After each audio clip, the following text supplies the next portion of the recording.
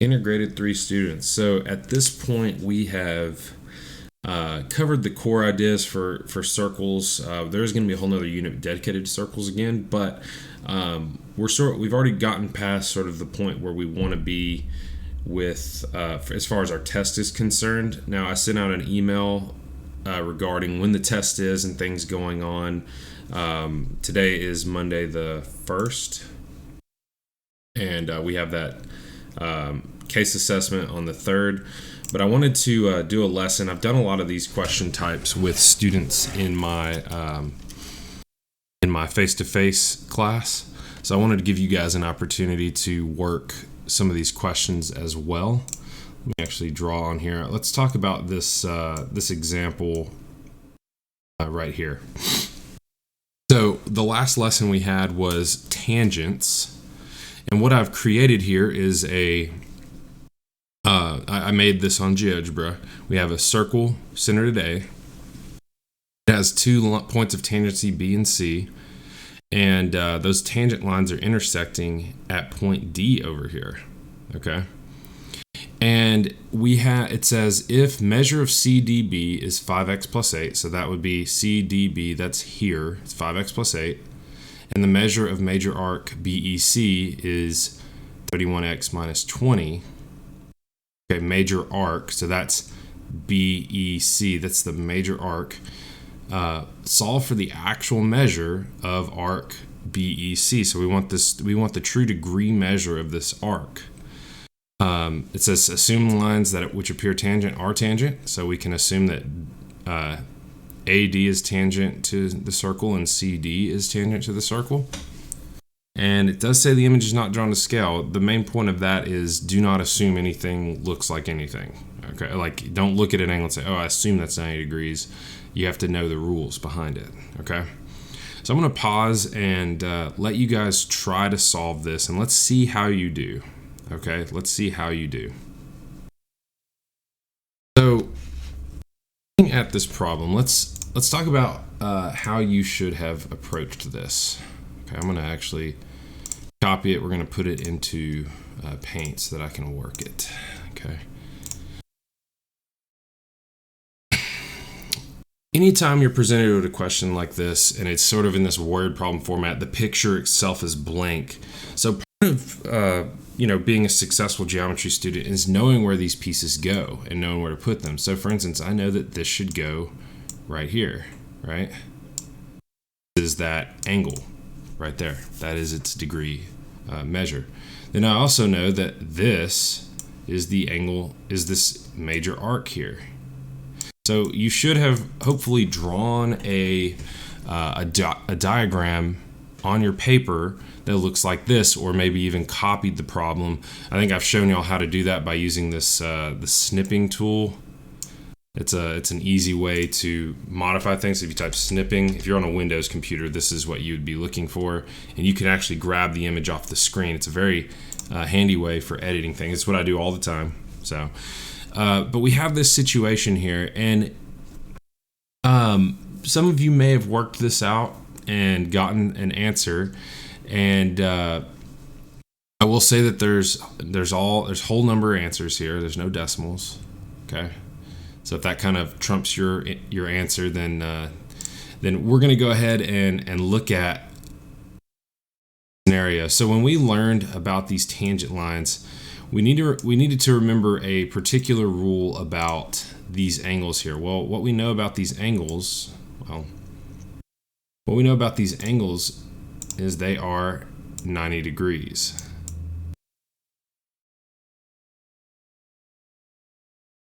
Okay, these are 90-degree angles right here. That is pretty helpful, sort of, but it's really helps us remember some of the other rules that we know. For instance, what does this angle have to be right here? Okay, that's something that we should recall. What does that angle have to be? Well, we can't really find it per se from this, but we know that it should add with this angle up here to make 180. So for instance, 5x plus 8 plus, we'll just call that, we'll put question mark there, plus that should equal, 180. That is a true rule. Now, we can't actually solve this because we don't know what this is. We have no idea what it is. If it were an equation, that would make this a lot easier, okay? But we don't know what it is. Furthermore, we know that these angle and this is a central angle, so we know its arc is going to be equal, okay? It should be equal. Those are some rules that we already know from circles. But this main rule here is what we learned about tangents up here, this one, okay? We know that is true from our explorations on GeoGebra, all right? Now, that doesn't really help us solve this. Maybe it will down the line, but for now, we don't really know. That doesn't help us really, okay? So hopefully, maybe after looking at this a little bit more, after I've talked a little bit, maybe you're starting to see something. And I'll go ahead and make another observation. Maybe you already made it. This whole circle, what is the total degree angle or measure of this arc measure of this whole circle? Well, it should be 360, okay? And 360 degrees is equal this plus this, right? Okay, so that's equal to 31x minus 20. I'm going to put that in parentheses. 20 plus, well, what we don't know, right? And if we modify either of these equations, we actually could get somewhere with this. So for instance, and actually what I'm going to be doing is I'm going to be solving for this question mark here, figure out what is the equation for it. And we can do that right here. How would I do that? Well, I'm just going to subtract minus 31x plus 20. I'm going to do this to both sides. If I can do this. Yeah, I'm going to do it to both sides. And what that does is this. It's going to get rid of this, right? A little bit thicker line there. And I combine these on that left side. So this ends up getting me negative 31x negative 31x when I add these plus 380. Okay. So that means it's going to be equal to our question mark angle. We now know what it is. Okay. So I'm actually going to erase this and I'm going to paste this in here. Okay, because that's what this angle equals. Now we know that this also means that this angle is the same. And we also know that these added together, this plus this, should equal 180. So we're going to do that over here. 5x plus 8 plus negative 31x plus 380 equals 180. And we're just going to solve that. So we combine like terms. That gets us negative 26x, right? And we add those, so plus 388 equals 180. Then we're going to subtract. Can't go over, hold on. So we're going to minus 388 from both sides. Okay. So that gets us 180 minus 388. It's negative 208. So I get negative 26x equals negative 208. And then I need to divide by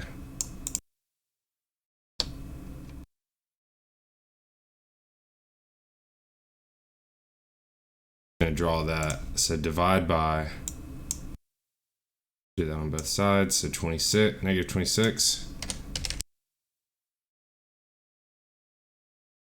All right. And so hopefully this divides evenly. Negative, and we get 8. So x equals 8. Now, to answer the question, we need to take that 8 and plug it back into this, because all we did was find the x value. So we're going to plug it in here. So I'm going to do 31 times 8 minus 20. What does that equal? So we just grab our calculator. We're going to do that. 31 times 8 minus 20. 288 should be our answer to this. Or 228, sorry. 228 is going to be our answer. So this is a very complicated question, and I will say that this is as challenging as it gets when it comes to these questions, these problems that we're going to be, that you will see on like a test. Okay, there's a lot of algebra here, and we're really pulling out all the stops with our geometry rules. I've got another question. We're going to talk about 2 more questions. So this video is going to be slightly long. I'm just going to go ahead and tell you, slightly long. But I definitely wanted to, I haven't had a lesson. I think all last week there was maybe 1 lesson, 2 lessons. So I didn't really make you guys watch a lot of videos the week prior. So not that I'm making up for that. It's just, I gotta give you your money's worth, right? So look at the next question here. This is actually an ACT question. Okay, this is an ACT question. Can I make this larger? Yeah.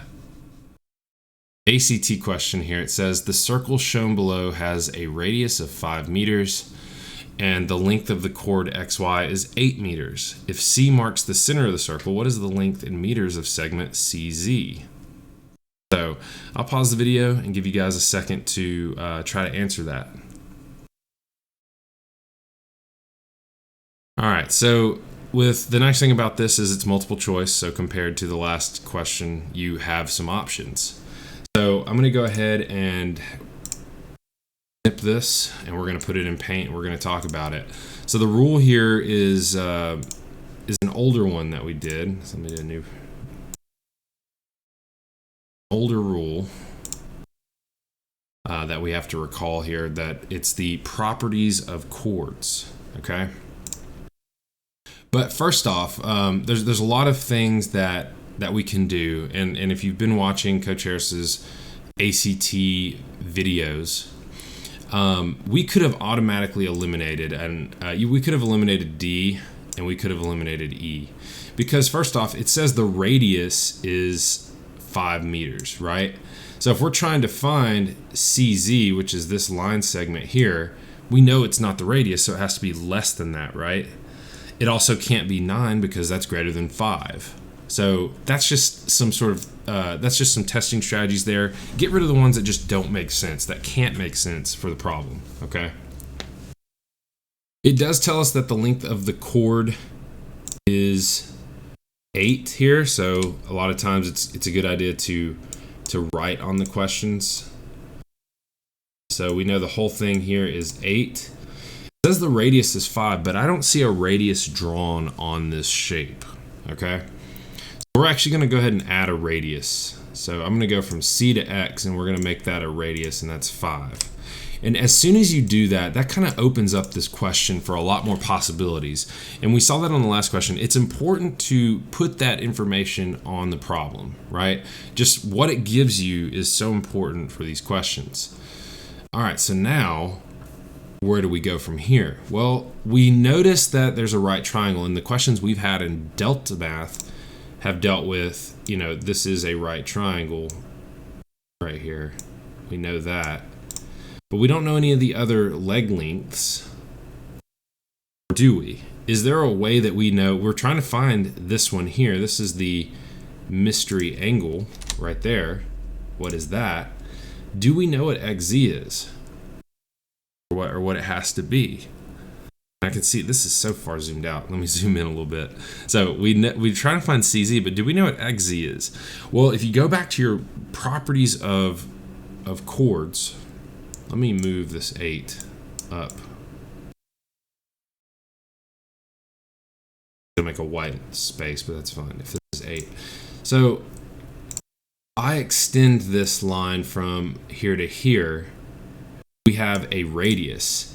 And if this radius is intersecting at a 90-degree angle, the rule said that it bisects the chord. If a chord is intersected by a radius or diameter at a 90-degree angle or perpendicularly, then it's going to bisect. So what that means is this.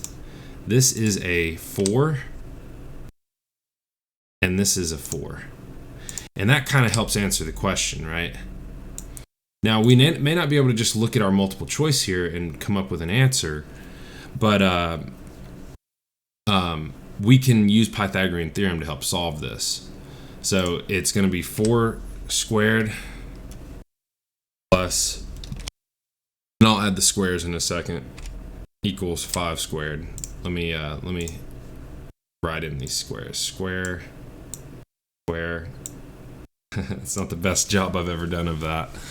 And I'm going to write with my mark of knowledge. So we know that we need to subtract 4 squared from both sides.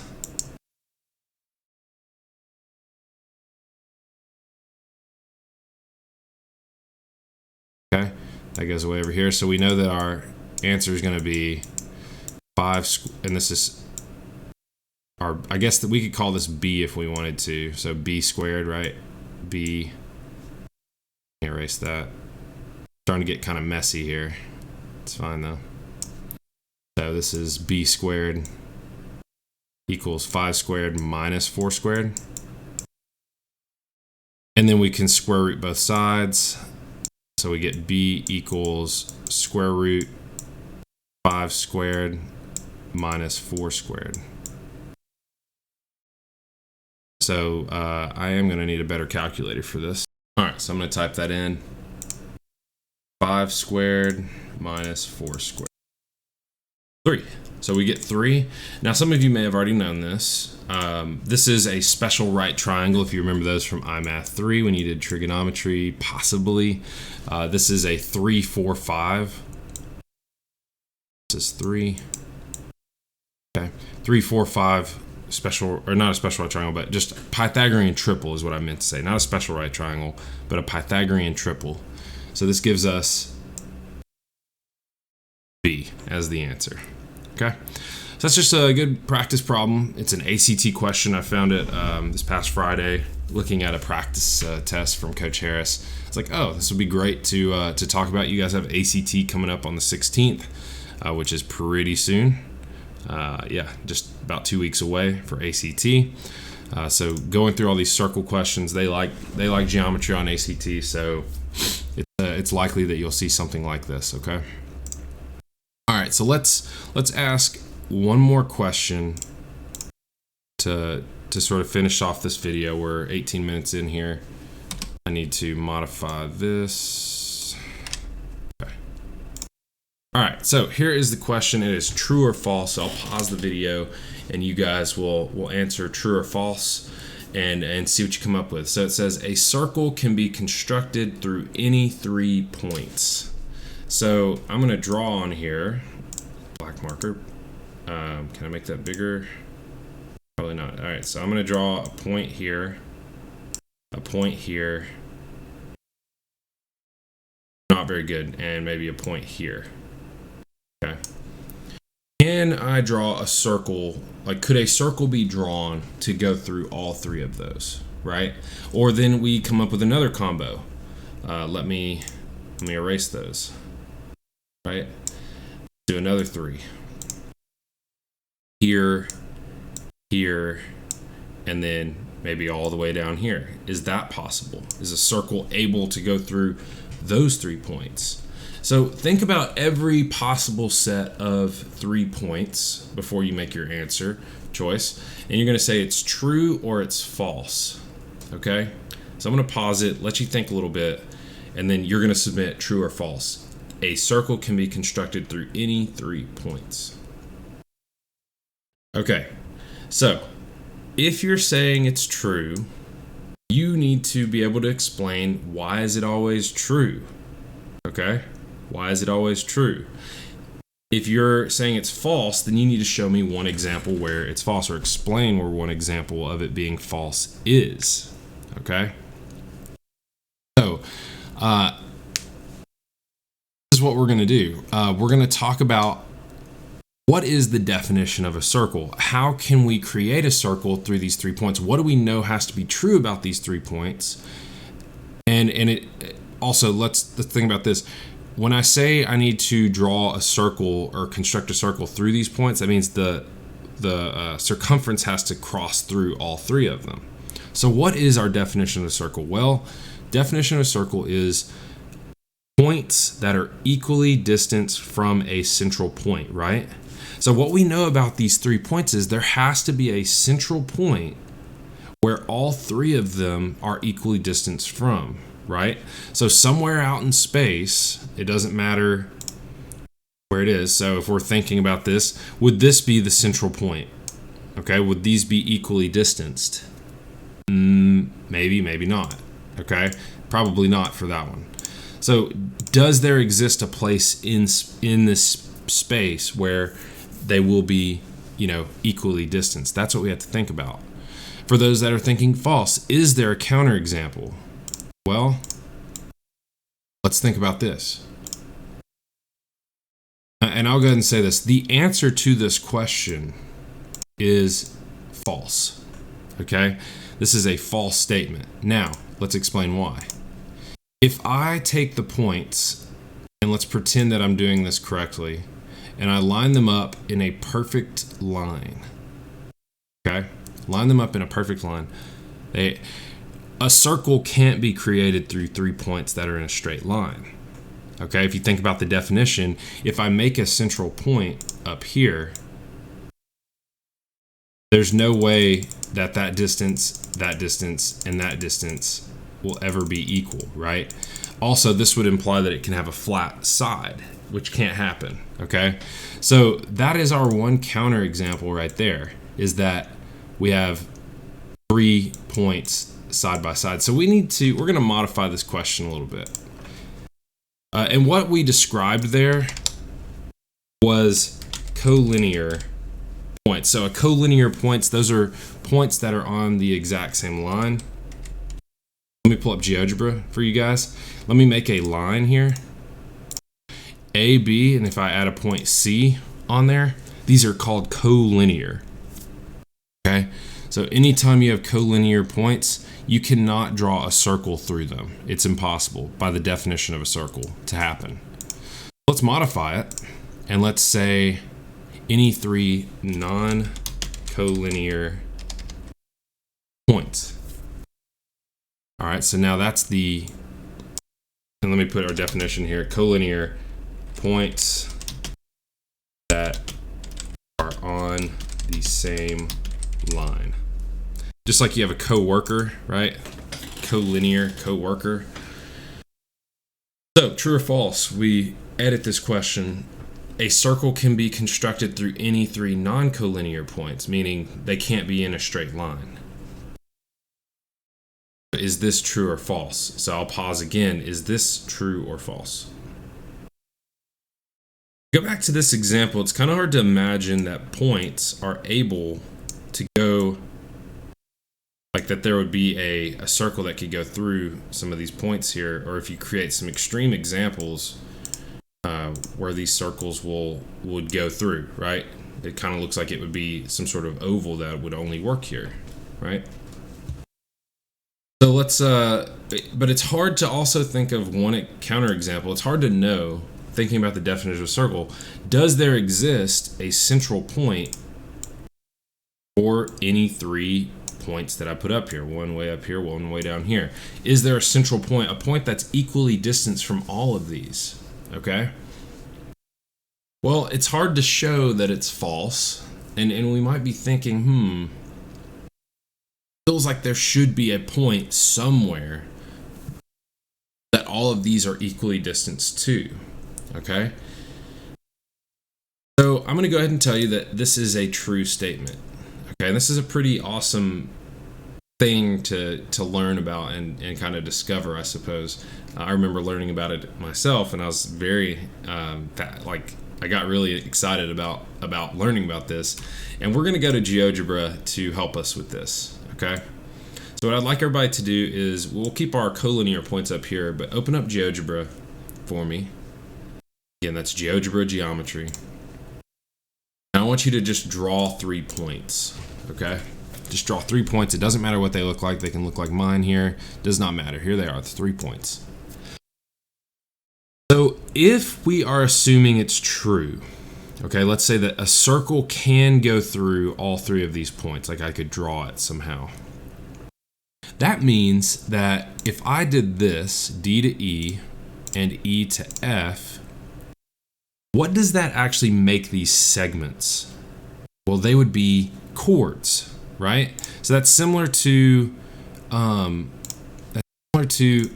this example here, where I drew, where we have this chord here, right? XY was a chord in this example, okay, in that ACT question.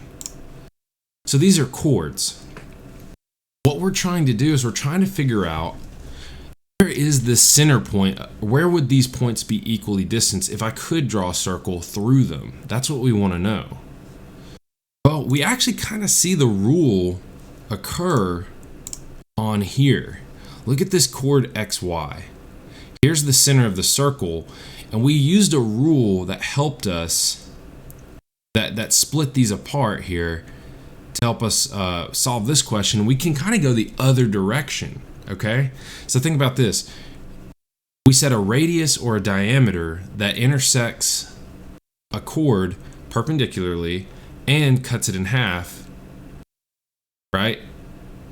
Or we said a radius that intersects a chord perpendicularly bisects it, right? So if we bisect our chords and make a line that's perpendicular through that, we should be able to find the radius. That rule is true. We're kind of going the other direction. So what I'm trying to say is, if I can perpendicularly bisect this line here, I can find the radius. Okay, so we have created a perpendicular bisector before, and we're going to do it right now. Okay. Down, click your More tools, and I want you to go to the Construct section on the left side here. And what I'd like you to do is construct, you have this perpendicular bisector, and look at the direction. It says select 2 points or 1 segment. So we're going to select 1 segment. We're going to do DE. We're going to perpendicularly bisect that. And what this is doing is it's saying the center of our circle should be on this line. Okay, just like what we saw here. We did a perpendicular bisector of our chord. This happened with this radius, and it went to the center for sure. Like, we know it goes to the center. So on this line somewhere, there exists the center of the circle. But where? Like, how do we know? Well, we have another chord right here. What happens when we perpendicularly bisect that? Well, the radius should be on there somewhere, and actually they're going to intersect, and this intersection should be the center point. So let's put a point. So you're going to grab the point tool, put that point G on there. So grab the point tool, click G, and now let's try to draw a circle through it. Grab the circle with center at G, click and drag. Let's drag it to E. That goes through all 3 of them. Grab your move tool, the blue arrow here, or the move. Notice that the way we've constructed this, it's always going to work no matter where it goes. The circle will always stay through these points. Okay. F, I think, was the radius. No, it's E is the radius. Make the circle smaller, moving it around. All of these points change the way that circle is, but it's all because of these perpendicular bisectors. I'm going to color them red and blue here. These perpendicular bisectors are what are helping us find the center. So any 3 points you can think of will work. And it's a really cool discovery to know this. Any 3 points. Now, this is also true in the universe. Like, we can use this in outer space if we want to, and I'm sure that in some cases it's very handy to have this rule there. But this works for any 3 points on the same 2-dimensional plane. Always true. You can find its center point, okay, by doing the perpendicular bisector. pretty neat. Now, if we look up here at our example with these lines, what happens when you do the perpendicular bisector between these? See, well, they're never going to intersect, right? That's why it doesn't work. These lines are parallel to one another because all the points are they're collinear, right? So they're never going to intersect. So there's the reasoning for that, okay? All right, we're going to stop the video here. Hopefully that was was informative. Actually, hold on. This makes a triangle, by the way. This rule works for triangles. You can always draw a circle around a triangle. If I make one more perpendicular bisector for that, I'll make it green. These are always going to intersect perpendicular. And you notice as it gets to be an equilateral triangle, you have it more in the center. If I put all of these on their respective, so equilateral triangles, they should all line up with the perpendicular bisector. So this is sort of an equilateral triangle there. But if we move that to different scenarios, these are always going to be intersecting. If they're collinear, they become parallel. They're never going to intersect, right? Pretty cool. Okay, that's all. I'll stop it there.